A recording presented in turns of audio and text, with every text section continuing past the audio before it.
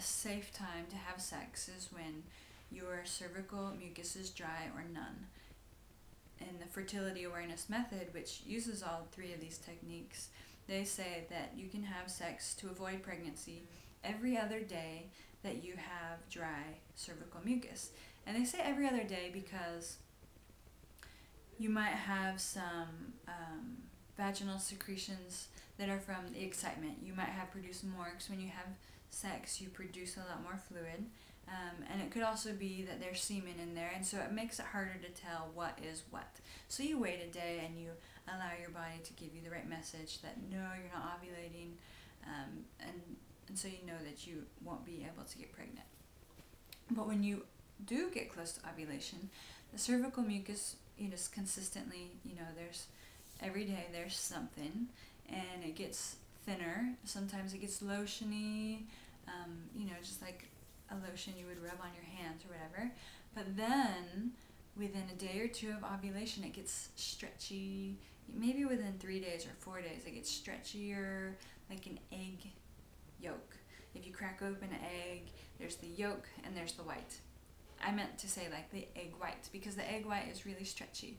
It's, it dangles, and that's how fertile cervical fluid is. And it's no longer this inhospitable network of jungle gym-like material that's hard to navigate. It's suddenly elongated, and it's just this perfect pathway for the sperm to go up so that it can fertilize the egg. So that is really important to know. It's critical that once that cervical fluid begins to change, you know the ovulation is near. You know that you need to use a barrier method or some other form of contraception if you're trying to avoid pregnancy. If you're trying to become pregnant, now that would be the perfect time to start having sex every other day, the same, so that you are getting the optimal chances to become fertilized and pregnant and grow a new human. After you ovulate, when you're ovulating, it's super stretchy cervical mucus. You can tell when you wipe. You can touch the toilet paper and see that it's stretchy, or you can look in your panties.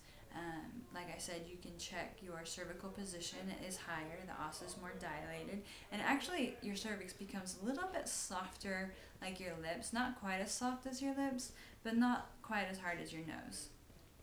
So those are good ways to tell if you are fertile.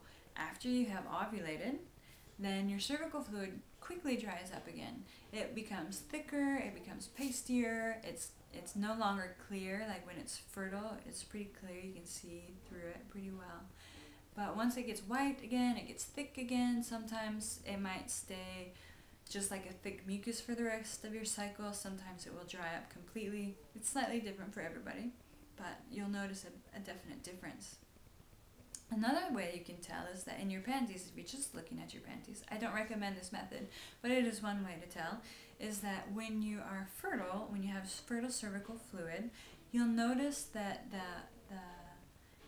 the secretions in your panties will be more round, like a drop, has dropped in there, as opposed to, a streak. Oftentimes, before ovulation and post-ovulation, the secretions in your vagina are more like a line, like a fine line, might be kind of, funny shaped. But when you're ovulating, it's more like a circle, the secretion. So that's just one way to tell. There's more of it. It's thinner, it's clearer, and it's a circle, and it's stretchy cervical fluid. And after ovulation, it dries up, and that is mainly because progesterone is acting on your body. Sometimes you'll notice other symptoms of premenstrual things, like you might have tender breasts, you might have, feeling bloated, you may feel hot flashes, all sorts of different things. It's a lot of different symptoms from the progesterone levels, and you may or may not notice them. So then 3 days before ovulation and 3 days after ovulation are the days that you really want to just abstain completely, or definitely use a barrier method if you're trying to avoid pregnancy. The rest of the month, or the rest of the cycle, it's very, very, very difficult, if not impossible, to become pregnant, because to become pregnant you have to have an egg, and the sperm has to fertilize the egg, and the egg has to implant in the uterus. If, for example, you have sex after you've ovulated, but it's been a week, it's a week after you've ovulated and you have sex, and this egg becomes fertilized, unfortunately, or fortunately, depending on what you're asking for, the egg won't have time to implant deep enough in your uterus. So you might get a false positive on a pregnancy test, because it will be producing some of those hormones that the pregnancy test reads, but it won't be deep enough in your uterus. So when those progesterone levels drop again, it will be washed out with your menstruation. If it does get deep enough in your uterus and you do get pregnant and it's viable, what will happen is the egg starts splitting up into all these different cells, and it creates pretty quickly a little placenta, tiny little, basically like fingers dug into your uterus, and that placenta starts to produce a hormone which will prevent you from having your period. It may happen that you have a longer period, and that could be what's going on, but it's still not quite deep enough, and so you menstruate. And that can lead to a false pregnancy test, or you might think, oh, it's been a long cycle, but really that could be because you did have a fertilized egg, but it just didn't implant deep enough. So, with all of that said, I hope that was helpful to you, and if that's confusing, go ahead and read the words. If that's confusing, feel free to write to me or comment, and I can help you get some clarification. I did recommend a really great book on my site on I think the second page of the fertility cycle pages, and you can check out that book. It's very helpful and informative.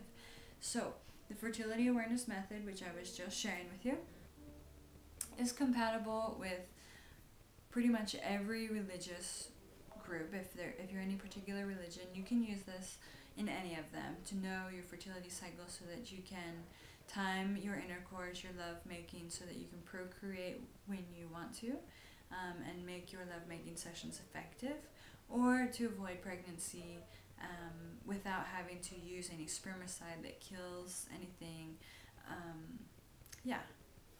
There's actually a lot of reasons why this method is super, and not just because you can help avoid pregnancy or get pregnant, but because it doesn't have the associated risks that the other contraceptive methods have. That said, I am going to check out, and you have a beautiful day.